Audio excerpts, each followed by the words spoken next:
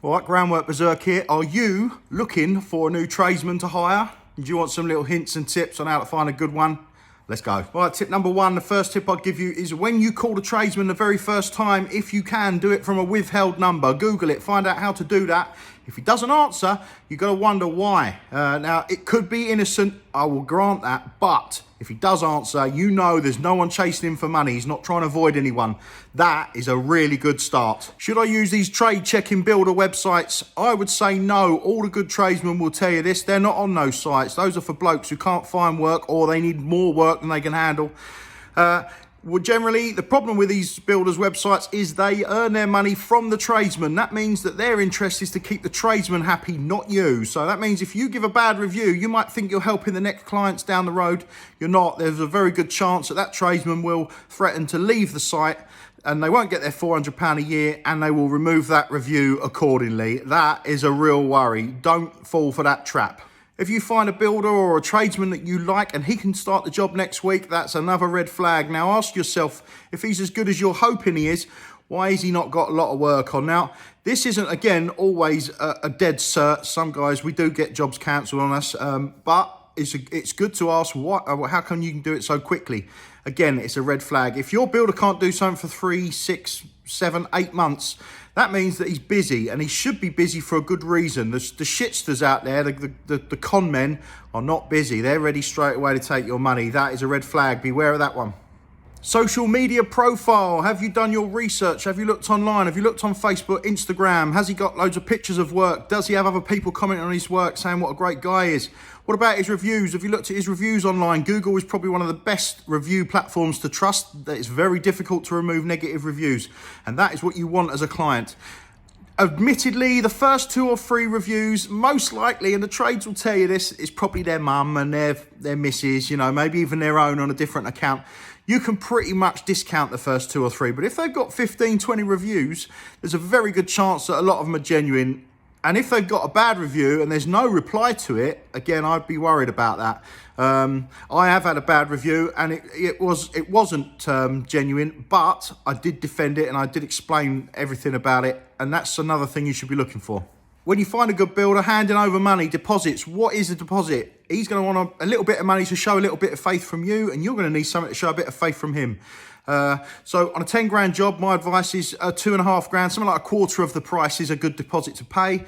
And you should always retain a figure, probably a similar amount, maybe 10% or maybe even 25% for the end of the job, that you can then say, look, I'm not happy with this needs doing, and they have to do it really before you'll pay, until you're happy with the job. A good tradesman will not mind doing that because he knows he will be doing good work for you and he will get paid.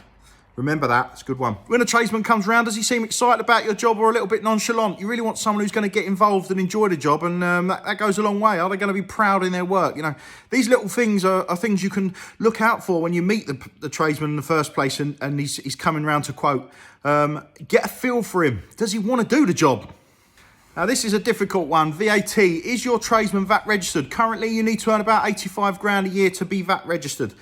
If he is VAT registered, this tells you he's putting 85 grand through the books. He's doing work and he's getting paid, yeah?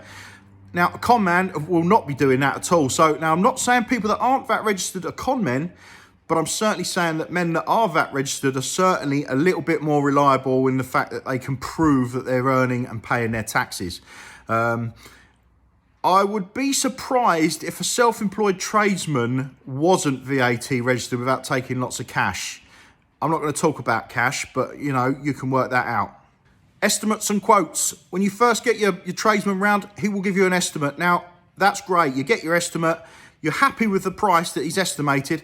Then, before going ahead, say to him, I'd like a fully written quote. This quote should include everything he's going to do on the job. It's not a breakdown, but it's an agreement so that later on, if there's something not done, it's written down. No, look, you wrote it in the statement, you wrote it in the quote, a specification of what you were going to do. You've not done it. Great. An old trick that a lot of builders used to use, and I'm sure they still do, is they will estimate at 10 grand, and then at the end of the job they'll say, we didn't quote for the drainage, it's another 6 grand please. They're cheaper in the first place, and then they con you really out of 6 grand for their mistake. Now when you do get your quote, make sure you read it through, check it, try and be as thorough as you can. The more thorough the quote, the more cover you have. A good tradesman, again, will be quite happy doing this for you. It's a red flag if he complains about having to do that.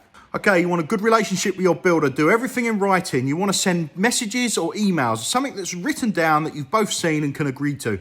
Clarity is the key. If there are issues later on, it's just a simple discussion and it's not an argument. You wrote this, you said this, I said that, we said this, we agreed this.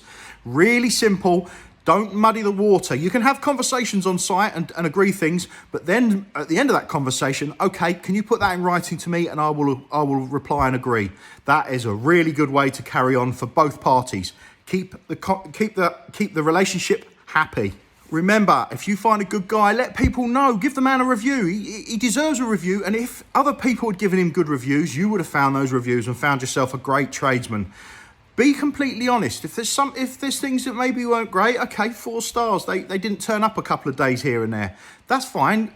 Say it. Let people know. This is what the review system is for. It's not for abusing. It's not for, oh, I hate that guy, I'm going to get him back. It's for helping other people, and that's what you have to do when you write a review. And lastly, teas, coffees, maybe a biscuit. Look, we don't want loads. We don't want you there all day at our beck and call, but a cup of tea in the morning goes a long way, yeah? And every tradesman will probably write in the comments, just a cup of tea and a biscuit and maybe a cold drink at the end of the day. It goes a long way for us, and we want to do better for you. And I'm not saying we want to do worse for the people that don't give us a cup of tea and have a little bit of gratitude towards us. But that old lady who can't do enough for you, I'll tell you now, you're going to do a job like it's your own family. You're going to do it the very best you can. And I think that also helps bond that relationship. So there's my points. There's my key points. Take them. Use them. Yeah? Thank you.